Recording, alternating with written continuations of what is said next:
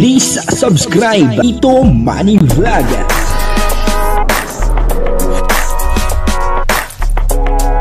Payagan po si Tito Manny Vlog na mag-reactor para pambiling gamot sa kanya pong karamdaman. Wala man siyang records ng ng awayan. Sino po ito na ang sabi niya ay may mas panahon pa daw po si Joy Diwata kay Kalingap Dan kaysa po sa kanya. Grabe, no? Mukhang nagtatampo po ito o kaya ay nagsiselos. Sino po kaya ito? Papanoorin po natin yung video. Siyempre, bibigyan po natin ng konting reaction. Pero bago po yan, ako muna po bumabati sa inyong lahat ng magandang umaga, magandang tanghali at magandang gabi sa inyong lahat mga kapatid. Saan man kayo ng panig ng mundo naroon ngayon ay mag-iingat kayo palagi at nakapagpalain kayo ng ating Panginoon. Maraming salamat din po sa patuloy na tumatangkilik sa aking YouTube channel at nanonood sa aking video reaction. Patuloy lang po natin suportahan sila Kuya Bal Santos Matubang, Kalingap Rab, at Edna Vlog, Jack Tapia, at yung mga kasama ko po sa Karepa. Ganun din po yung mga team views at yung mga Kalinga partner na charity vlogger. O ito po yung video na kung saan ay talagang mas may panahon pa daw po si Joy Diwata kay Kalingap Dan kaysa sa kanya. Grabe po, mukhang ito ay nagtatampo o kaya ay nagsiselos. Po?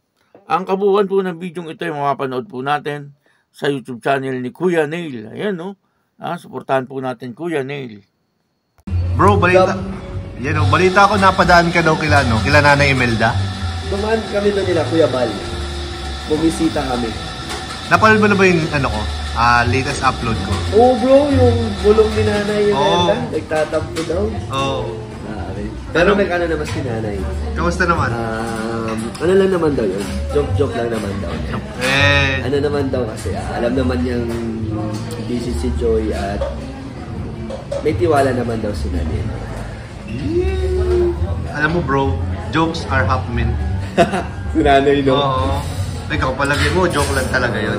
Sabi ko naman kay Nanay, pag gustong bumisita ni Joy, magpasama sa pauwi sa kanila. Pwede naman. Samahan ko. Pwede ko samahan para kung balikan ng gusto ni Joy, di ba? Pwede.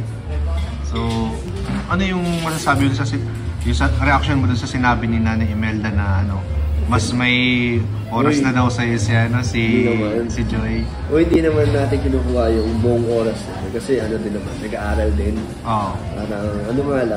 Dinner, minsan lang labas-labas. Pero ngayon medyo mandalang na kasi talagang busy ni Joy. Talagang ramdam namin na talagang focus siya sa pag-aaral. Nakita rin talaga natin, lalo na ngayon. Ngayon nga yung shoot Oo. Half niya lang yun, vacant niya lang. Vacant time niya lang. So, hindi pa tapos yung school niya. Nakita ko pagkatapos ng shoot. Diretso school na agad. Tumatakbo pa nga baka maliit Oo. Pahatid pa nga sa tawiran kasi buti na nga lang, katapat lang ng bahay. Yun, buti na lang nandun lang yung school. Kayang takbuhin na lang. Shoutout kay Joy na kahit may pasok ay nakapagbigay ng oras sa Dan Joy. Yun. Thank you kay Joy. At tinutukoy po natin dito, walang iba, siyempre si Nanay Imelda, grabe, Pero joke lang po yun. Sinabi naman po ni Nanay Imelda kasi nagkausap na po sila ni Kalingap Dan, At joke lang daw po yun, sabi ni Nanay Imelda, Pero maaaring joke na totoo. Itong akin ay parang observation ko lang, or opinion. Wala naman po tayong ibig sabihin na masama.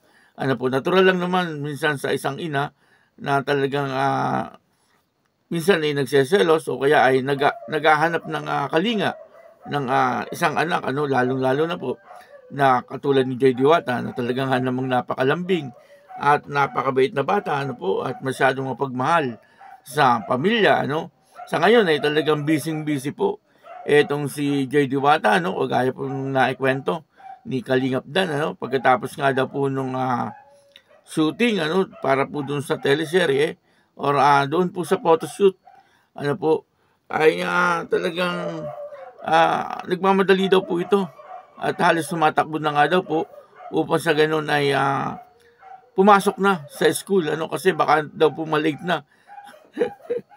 Minsan nakakaawa din, kung iisipin po natin talagang ginagawa din po talaga ni Joy Diwata upang sa ganon ay yung oras niya po ay talagang mapaghati-hati niya. Kasi medyo mahirap yung kurso ni Joy Diwata, at talagang kailangan ay tutukan po ito. Kaya ganoon na lamang ang pagsisikap at yung hindi pagpapabaya ni Joy Diwata sa kanyang pag-aaral. Ibig kong sabihin, talagang nakapokus po siya sa kanyang pag-aaral. Siya po ay artista ng Kalingap. Yun po ay isang malaking trabaho din, para po sa kanya. Kasi importante din po na sila ay magbablog, at magsushoot para doon po sa teleserye. Kasi siyempre, ay dito rin po kinukuha ang kanyang tuition. Kaya alam naman po natin, na naiintindihan din po yon ni Nanay Imelda. Bagamat yung birong iyon, siguro, may kahulugan din. Yun naman po ay naiintindihan natin. Natural lang po sa isang ina na talagang minsan ay naghahanap or nagsiselos. Kasi nga nakikita niya na si Kalingap Dan ay madalas nakakasama ni Joy Diwata. Pero sabi naman po ni Kalingap Dan, bihira naman daw po silang magkasama. Kasi nga, busy nga po itong si Joy Diwata sa kanyang pag-aaral. Tayo humahanga dito kay Joy Diwata kasi nakita po natin na talagang naandun yung kanyang pagsisikap. Yung ginagawa niya pong pagsisikap, hindi lang naman po yun para sa kanyang sarili. Siyempre, iniisip niya rin po na kapag siya ay nakatapos po sa kanyang pag-aaral, ay mas makakatulong po siya sa kanyang pamilya. Kagaya po ng sinabi niya dati, na talagang ang inspirasyon po niya sa kanyang pag-aaral ay una sa lahat, siyempre, ay ang kanyang pamilya. At pangalawa, yung sikreto. Sabi, secret. Pero ngayon, alam na po natin kung sino yung secret na sinasabi niya. Walang iba kundi siyempre, si Kalingap Dan. Kaya, sa ngayon ay nakikita po natin na maganda ang nangyayari sa buhay ni Joy Diwata. At blooming ngayon si Joy Diwata. Talagang masipag po siya. At nakikita po natin, mayroon po talaga siyang inspirasyon.